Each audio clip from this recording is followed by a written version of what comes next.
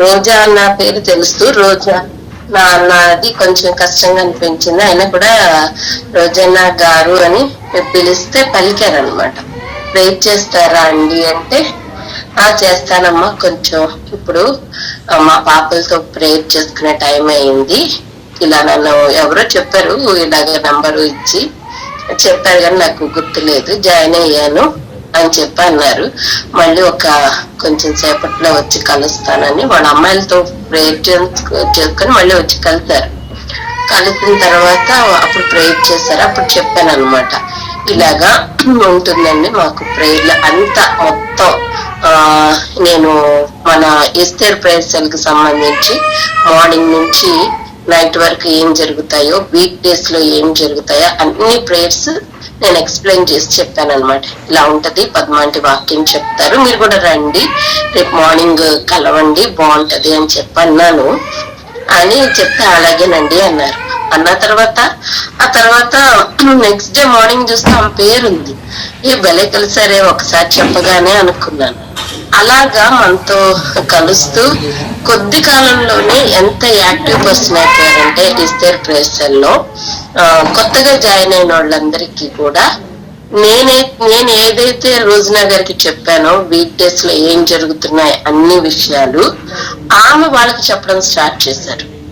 అప్పుడు నేను అనుకున్నా, నేను ఒక్కసారి మామూలుగా చెప్పాను కానీ రోజునా గారు ఇంత ఇదిగా యాక్టివ్ గా అయిపోయి కొత్తగా ఎవరు వస్తే వాళ్ళకి మొత్తం వివరించి చెప్పాడు. మార్నింగ్ నుంచి నైట్ వరకు ఏం జరుగుద్ది, వీక్ డేస్ లో ఏం జరుగుతున్నాయి, ప్రేయర్స్ అన్ని చెప్పుకుంటూ వచ్చేసేవాళ్ళు అనమాట. అంత యాక్టివ్. మళ్ళీ వాక్యం చెప్పగానే మళ్ళీ వెంటనే అన్మ్యూట్ చేసి మనతో మాట్లాడుతూ ఉండేవాళ్ళు. ఎక్కువగా దేని గురించి మాట్లాడేవాళ్ళు అంటే దేవుని ప్రేమ గురించి ఎక్కువ మాట్లాడారు. నేను ఆమెలో చూసింది ఏంటంటే దేవుని ప్రేమను ఆమె ఎంత అనుభవించారో ఆ కష్టకాలంలో, బాధల్లో, మరి జాబ్ చేసుకుంటూ పిల్లల్ని పెంచుకుంటూ అంకుల్ తో ఉంటూ అలాగా మరి అంకుల్ రక్షణ కొరకు ప్రార్థన చేస్తూ ఎన్నో సంవత్సరాలుగా ఎదురు చూస్తూ ఉన్నారు. మరి దేవుని మహాకృపను బట్టి ఆ ప్రార్థనలన్నిటికీ దేవుడు ఆన్సర్ చేశారు. మరి వాళ్ళ పిల్లలు కూడా ఒక మంచి ఉన్నతమైన స్థితిలోనికి దేవుడు నడిపించారు. అంటే ఒక తల్లి ప్రార్థన తన బిడ్డలకు ఎంతో కంచి వేస్తుంది, కాపుదలనిస్తుంది, ఉన్నతమైన స్థితిలోకి నడిపిస్తుంది అని చెప్పడానికి రోజునా గారి కుటుంబాన్ని మనం చూసుకోవచ్చు. మరి చాలా విషయాలు నేను కూడా మాట్లాడుతున్నప్పుడు చాలా విషయాలు నేర్చుకున్నా. నేను కూడా కొన్ని నేను రాంగ్ అనుకున్నప్పుడు కొన్ని విషయాలు ఇలా కాదు ఇలాగాని వాక్యానుసారంగా కూడా మనిషి అర్ధగోత్రం గురించి ఆమె చెప్పాక, రోజునా గారు చెప్పాక నాకు క్లియర్ గా అర్థమైంది. ఓకే, ఈ విధంగా ఉంటుందా, నేనేంటి ఇలాగ అర్థం చేసుకున్నాను, నేను రాంగ్ అనమాట అని. అలాగా చాలా విషయాలు రోజునా గారి దగ్గర నేర్చుకున్నా. ఏదైనా వాక్యం చూపించి మాట్లాడుతూ ఉండేవాళ్ళు. ఎంత యాక్టివ్ గా ఉండేవాళ్ళు అంటే ఎవరన్నా ప్రార్థన చేస్తారంటే మనం అందరం బిజీగా ఉండవు, మరి ప్రార్థన చేయడానికి అడ్మిట్ చేయకపోయినా వెంటనే చేసామ్మా నేను చేస్తానండి పద్మకుమారి గారు అని చేసి, మళ్ళీ కొత్తగా జాయిన్ అయిన వాళ్ళతో కూడా మాట్లాడి మీకు ఏమున్నాయి, మీ అవసరతలు ఏంటి చెప్పండి, నేను రాసుకుంటాను అని చెప్పి రాసుకొని వాళ్ళ గురించి ప్రార్థన చేసేవాళ్ళు. మీ ఇంట్లో అందరు రక్షణ పొందారా, ఎవరైనా రక్షణ పొందని వాళ్ళు ఉన్నారా, పేర్లు చెప్పండి, నేను రాసుకుంటాను, యాడ్ చేసుకుంటాను, మా రక్షణ ప్రార్థనలో చేస్తాం అని అంత యాక్టివ్ గా మాట్లాడుతూ అలా ఉంటూ ఉండేవాళ్ళు. మరి ఆంటీ పెట్టే మనకి కొన్ని స్కీమ్స్ అంటే మన ప్రేయర్ దాంట్లో ఆలోచనలు అవి చేసినప్పుడు ఇవి తర్వాత ఆంటీ చెప్పేవాళ్ళు, ఇదిగో ఇలా రోజునా గారు నాకు అడిగారు రోజునా గారి ద్వారానే నేను ఇది పెట్టడం జరిగింది, ఆమె ఆలోచన అని. ఎప్పుడు కూడా నా పేరు చెప్పకండి, మీరే అది ఇది చేసినట్టుగా చెప్పండి అనేవాళ్ళు అని పద్మాంటి కూడా చెప్తూ ఉండేవాళ్ళు. అంత యాక్టివ్ గా మరి క్విజ్ ప్రోగ్రామ్స్ కానీ అన్నిటిలో కూడా మరి రోజునా గారే ఆంటీకి సలహాలు ఇవ్వడం అవన్నీ చేసేవాళ్ళు. మళ్ళీ ఎవరైనా ఏమైనా రాసుకుంటారంటే ఫస్ట్ నేను రాసుకుంటానండి అని పెన్ను బుక్ తెచ్చేసుకొని రాసుకోవడం. అంత యాక్టివ్ గా మాకు ఎక్కువగా ఎక్కడ నాకు బాగా అంటే మా మండే రోజు మా ప్రేయర్ లో రోజునా గారు కంపల్సరిగా జాయిన్ అయ్యేవాళ్ళు. ఎవరు జాయిన్ అయినా జాయిన్ అవ్వకపోయినా రోజున గారు మాత్రం ఉండేవాళ్ళు. అప్పుడు ఎక్కువగా మా జోషి గురించి ప్రార్థన చేయండి, అక్కడ ఫుడ్ పడట్లేదు, హాస్టల్లో ఫుడ్ పడట్లేదు, హెల్త్ బాగుండట్లేదు, అర్పణ గురించి ప్రార్థన చేయండి, మా విక్టర్ గురించి రోజర్ గురించి ప్రార్థన చేయండి అని. మళ్ళీ అంతేకాకుండా వాళ్ళ ఊర్లో సండే స్కూల్ పిల్లల గురించి కూడా ప్రార్థన చేయమని చెప్పేవాళ్ళు. వాళ్ళందరి పేర్లు అయితే బోళ్ళంత అవుతుంది, అలా వద్దు కానీ మా సండే స్కూల్ పిల్లల గురించి ప్రార్థన చేయండి అని చెప్తూ ఉండేవాళ్ళు.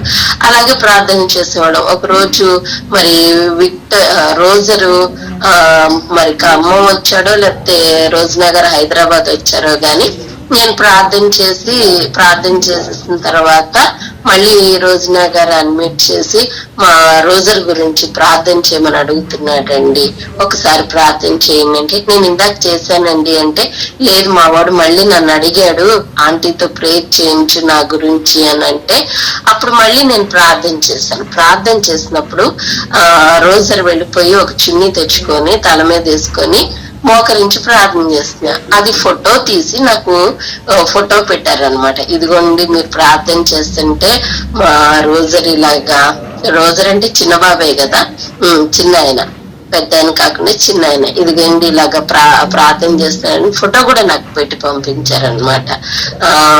మిమ్మల్ని ఎప్పుడు అడుగుతూ ఉంటాడు ప్రార్థన చేయించావా ఆంటీతో అని చెప్పి అని చెప్తూ ఉండేవాళ్ళు అనమాట. వాకింగ్ చెప్పేటప్పుడు కూడా చాలా చక్కగా అన్ని విషయాల్లో మంచిగా చెప్తూ, అన్ని విషయాల్లో మంచిగా మనందరినీ బలపరుస్తూ ఉండేవాళ్ళు. ఏం కాదు, ఎవరు ఏ బాధలో ఉన్నా ఏడుస్తున్న వాళ్ళు వెంటనే ఫస్ట్ ఓదార్పు మాటలు వచ్చేది. మరి పద్మాంటి తర్వాత రోజున గారే అని చెప్పొచ్చు. ఆమె మాట వినకపోతే 2 రోజులు ఏంటి రోజున గారు ఇంకా మాట్లాడలేదు ఏంటి, మాట్లాడితే బాగుంటది కదా అనుకొని ఎదురు చూసిన రోజులు కూడా ఉన్నాయి. ఎప్పుడు చూసినా ఎప్పుడైనా బయట పరిచర్యకి వెళ్ళేటప్పుడే ఆ రోజున గారి పేరు కనిపించేది కాదు, లేకపోతే ప్రతి ప్రార్థనలో రోజున గారి పేరు ఉండేది. అమ్మ ఇంత ఓపిక ఎలా జాయిన్ అయ్యి ఉంటున్నారు, ప్రతి దాంట్లో యాక్టివ్ గా ఎలా పార్టిసిపేట్ చేస్తున్నారు. ఎస్ఎఫ్జేలో కూడా మరి బైబిల్ స్టడీలో కూడా నా తర్వాత ఒక 2 సంవత్సరాల తర్వాత ఆమె జాయిన్ అయ్యారు ఎస్ఎఫ్జే బైబిల్ స్టడీ దాంట్లో. అందులో కూడా నోట్స్ రాసి మరీ పెట్టేవాళ్ళు, నేను చూసేదాన్ని. అది రోజున గారు ఇంత ఇదిగా ఉండి కూడా దేవుడి వాక్యం ఇంకా నేర్చుకోవాలని ఎంత ఆసక్తి చూపిస్తున్నారు. అయ్యో నేనైతే ఇందులో కంటిన్యూ చేయలేకపోయాను, కానీ రోజున గారు భలే కంటిన్యూ చేస్తున్నారే అనుకున్నా. మహేష్ బ్రదర్ రాసినప్పుడు గల రోజున టీచర్ అని కూడా రాసి పెట్టేవాళ్ళు అనమాట ఆ గ్రూప్ లో అందరి పేర్లతో పాటు. అవన్నీ చూస్తూ ఉండేదాన్ని, ఇంత యాక్టివ్ గా ఉన్నారు. మళ్ళా నేను అంకుల్ కూడా అదేంటిది బైబిల్ కోర్స్ చేద్దాము, సర్టిఫికేట్ కూడా తీసుకున్నామని చెప్పి అన్నారు. ఇంత టైం ఎలా సరిపోతుంది? ఒక పక్క మనతో యాక్టివ్ గా ఉంటారు, వేరే ఎస్ఎఫ్జే కాన్ఫరెన్సెస్ లో ఉంటూ ఉంటారు, ఎలా చేస్తున్నారు అనుకున్నాం అసలు. మళ్ళీ అంతేకాకుండా వాళ్ళ చర్చ్ కొరకు చాలా చేశారు, చాలా మనీని, సమయాన్ని, ఆమె శక్తిని, బలాన్ని కూడా దేవుని పరిచయంలో వినియోగించారు. వాళ్ళ చర్చి పిల్లల కొరకు మరి సండే స్కూల్ ఆ పిల్లల్ని పోగు చేసుకొని చెప్పడం. వాళ్ళు పల్లెటూరు పిల్లలంటే కొంచెం మోటుగా ఉంటారు, వినరు మాట. అలాంటి వాళ్ళకి కూడా మరి పిలిపించి కూర్చోపెట్టి వాళ్ళకి చెప్పడం, ఎంత ఓపిక. నేను ఎవరో ఒకరు నాకు తోడు లేకుండా నేను ఎక్కడికి వెళ్ళలేను, అలాంటిది నేను ఈ మధ్య ఒంటరిగా వెళ్ళిపోతున్నాను అని చెప్పేవాళ్ళు. అందుకే నేను ఎక్కువగా ఆమె కాళ్ళ గురించి ఎక్కువ ప్రార్థన చేసేదాన్ని. కాళ్ళల్లో బలం ఇవ్వండి ప్రభు, శక్తిని ఇవ్వండి. మరి ఎక్కడెక్కడికో వెళ్ళి మరి నీ పరిచర్య చేస్తున్నారని చెప్పినప్పుడు ఆరోగ్యం కొరకు ప్రార్థన చేస్తూ ఉండేవాళ్ళం. కానీ ఇంత ఇదిగా ఇలా అవుతుందని అస్సలు అనుకోలేదు. వెళ్ళి మాట్లాడదాం, కలుద్దాం అనుకుంటే ఎక్కువ మందిని రానివ్వట్లేదు, ఇన్ఫెక్షన్ అవుతుందని పద్మాంటి చెప్పినప్పుడు ఓకే వెళ్ళకూడదేమోలే అని కామ్ అయిపోయాం. ఆ తర్వాత November 8th ప్రశాంతి ఆ రోజు అక్కడికి వచ్చినప్పుడు ఎలా ఉన్నారమ్మా అని అడిగితే పర్లేదు బానే ఉన్నారు, రండి సిస్టర్ చూడ్డానికి అని పిలిచింది. రావచ్చా అని అడిగా నేను. రావచ్చు ఏం కాదు అన్నారు. సరే అయితే వస్తాను అని చెప్పంటే పాపం తను కూడా మాకు అడ్రస్ అదన్నీ షేర్ చేసింది. వెళదాము అనుకునే సమయానికి ముందు రోజు పద్మాంటి ఫోన్ చేసి ఇలాగ మేము 29th వద్దాం అనుకుంటున్నాం రా అంటే, మేము ఇలా రేపు వెళ్తున్నాం ఆంటీ అంటే, అరే అందరం కలిసి వెళ్ళి ప్రార్థన చేస్తే బాగుంటది కదా అని చెప్పన్నారు. సరే అన్నిసార్లు వెళ్ళటం ఎందుకులే అని ఆ రోజు వెళదాం 29th అని చెప్పేసి నేను సువర్ణ అనుకున్నాం అనమాట. సువర్ణ నేను అనుకుని వెళదాం అనుకునేసరికి ఇలా అన్నారని, అవును కదా అందరం వెళ్ళి ప్రార్థన చేస్తే రోజు మేఘర్ కూడా హ్యాపీగా ఫీల్ అవుతారు కదా అని ఇంకా ఆగిపోయాం మేము. ఆ రోజు అసలు వెళ్ళిపోయేవాళ్ళం. 29th 2 వారాల ముందు శనివారం వెళ్దాం అనుకున్న టైంలో ఇంకా సరే అని చెప్పి సువర్ణకి నేను ఇలాగ అన్నారా అంటే, సరే అన్నాక అప్పుడు వెళ్దాంలే అందరం. తర్వాత చూస్తేనేమో చాలా క్రిటికల్ గా నేను 29th వెళ్ళాలన్న ఉద్దేశంతో ఉన్నాము. ఆ తర్వాత మళ్ళీ ఇలాగా హాస్పిటల్లో జాయిన్ చేశారు, చాలా క్రిటికల్ పొజిషన్ గా ఉంది అన్నప్పుడు మళ్ళీ ప్రశాంత్కి ఫోన్ చేస్తే, అమ్మాయి ఎలా ఉందంటే మనలో లేరు సిస్టర్ రండి అని మళ్ళీ జీవా హాస్పిటల్ లొకేషన్ కూడా నాకు షేర్ చేస్తే వెళ్దాం అనుకున్నాం. అది నవంబర్ మంత్ అంతా చర్చ్ క్లీనింగ్ మాది అనమాట. ఇంకా నేనేం చేశాను, నాకు అప్పటికి జలుబు దగ్గు స్టార్ట్ అవుతుంది, ఆ కండిషన్ లో ఉన్నాను. ఇంకా సరే ముందు చర్చ్ క్లీనింగ్ చేసుకొని అక్కడికి వెళ్ళి వచ్చాక లేట్ అయినా ప్రాబ్లం ఉండదు కదా అని వెళ్ళిపోయి చర్చ్ క్లీనింగ్ అంతా చేసుకొని వచ్చేసరికి నాకు బాడీ అంతా చలొచ్చేసి బాడీ పెయిన్స్ వచ్చేసి ఒక రకంగా అయిపోయింది.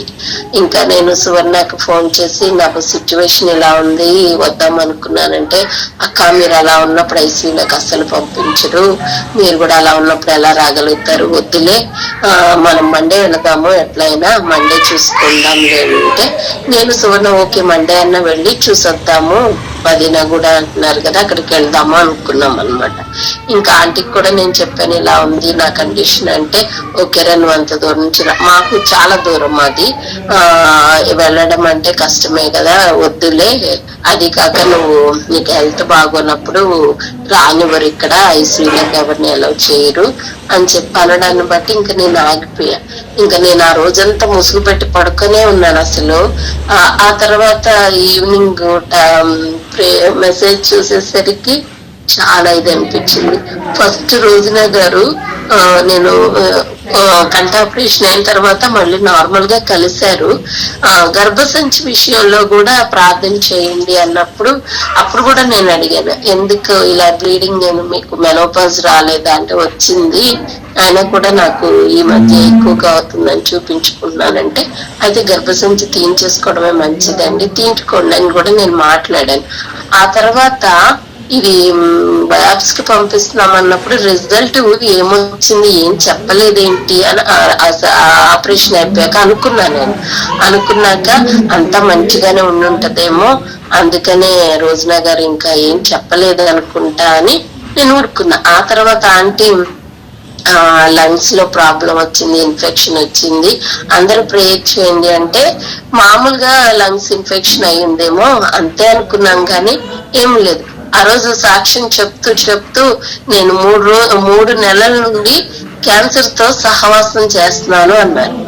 నాకు వెంటనే నేను విన్నది కరెక్టేనా ఏంటి ఏం చెప్పారని వెంటనే ఆమె సాక్ష్యం చెప్తున్న మధ్యలో ఆపి మరీ అడిగాను, మీరు దేంతో సహవాసం చేస్తున్నానని చెప్తున్నారండి అంటే క్యాన్సర్ అన్నాడు. ఇంకా నాకు అసలు మాట్లాడడానికి మాటలు రాలేదు, ఫుల్ ఏడుపు అడ్మిట్ చేసుకున్నాను. నేను ఇంకా ఇంట్లో పిల్లలు 2 ఉన్నారు, ఎందుకు ఏడుస్తున్నావు అని చెప్పి వాళ్ళు ఎంతగా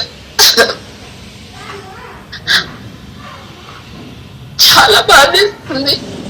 ఆ తర్వాత కూడా మనకు బ్రీతింగ్ ఆడట్లేదు ప్రేయర్ చేయండి అన్నప్పుడు కూడా అప్పుడు కూడా ఏడుపు ఏడ్చేస్తుంటే మా పిల్లలు ఎందుకు అలా ఏడుస్తున్నావు అని చెప్పి అంటే వాళ్ళకి నేను సమాధానం చెప్పలేను ఏంటి అనేది. కానీ మళ్ళీ నిన్న 29వ తారీఖున ఈ మాట విన్నప్పుడు చాలా బాధేసింది. అయ్యో వెళ్ళి కలవలేకపోయామే, చూడలేకపోయాం, మాట్లాడలేకపోయామని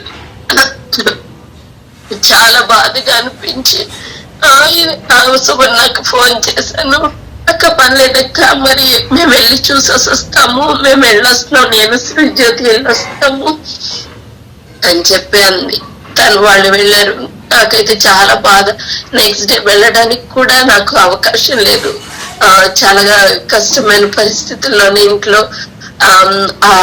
ఇదిలో ఉండిపోయాను. రావడానికి ఖమ్మం వెళ్ళడానికి కూడా నాకు కుదరలేదు.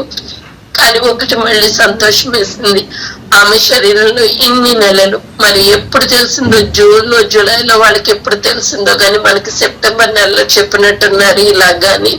అప్పటి నుంచి ప్రార్థన చేస్తున్నాం, కానీ ఇంత త్వరగా వెళ్ళిపోతానని నేనైతే అస్సలు ఊహించలేదు. ఉంటారులే, వెళ్ళి మాట్లాడచ్చు, కలవచ్చు అన్న ఉద్దేశంలోనే ఉన్నా నేను. ఆ తర్వాత మరి ఇలాగా ఆ బాధను చూసినప్పుడు, వినినప్పుడు అప్పుడు అనిపించింది, శరీరంతో ఇంత వేదన పడుతున్నారు, ఇంత కష్టపడుతున్నారు, దేవుడు ఆ బాధను చూసి మహిమలో తీసుకున్నారు. ఇప్పుడు చాలా సంతోషంగా ఉన్నారు, ఆ దేవునితో చాలా సంతోషంగా ఉన్నారు. ఆ పెయిన్ లేదు, ఆ బాధ లేదు. కాకపోతే మనం ఆ స్వరాన్ని వినలేకపోతున్నాము. మనతో మనల్ని ధైర్యపరిచే మాటల్ని అవి మనం వినలేకపోతున్నామని ఒక బాధే తప్ప, ఆమె అయితే ఇప్పుడు సంతోషంగా దేవునితో ఉన్నారు. మరి అందరిని బట్టి దేవునికి మహిమ. ఖచ్చితంగా చెప్తాము ఆమె దేవుని దగ్గరికి వెళ్ళారని, ఒక నిరీక్షణ, మనం కూడా మళ్ళా అక్కడికి వెళ్తామని. కానీ ఆమె స్థానాన్ని అయితే ఎవరు భర్తీ అయితే చేయలేరు. మరి ఆంటీ చెప్తున్నారు, ఆంటీ రోజున గారి, మీ పనులు ఎవరు చేస్తారండి, మీరు మాట్లాడకుండా అలా సైలెంట్ గా ఉంటే అన్నప్పుడు, ఏమి తడబాటు లేకుండా వెంటనే మునికి ఇవ్వండి అన్నప్పుడు అన్ని అన్నారా అని చెప్పారు. అసలు నేను ఆమె స్థానాన్ని ఎప్పటికైతే భర్తీ చేయలేనని నాకు తెలుసు. మరి నా పేరు ఎందుకు చెప్పారో నాకైతే తెలియదు, కానీ నేనైతే నా శాయశక్తిలా చేయవలసినంత చేయడానికి దేవుడు నాకు కృప ఇచ్చిన కాక అని ప్రార్థన చేస్తున్నాను. మరి వారి కుటుంబాన్ని కూడా దేవుడు ఆదరించి దీవించిన కాక. ఆమె ప్రైజ్ లార్డ్.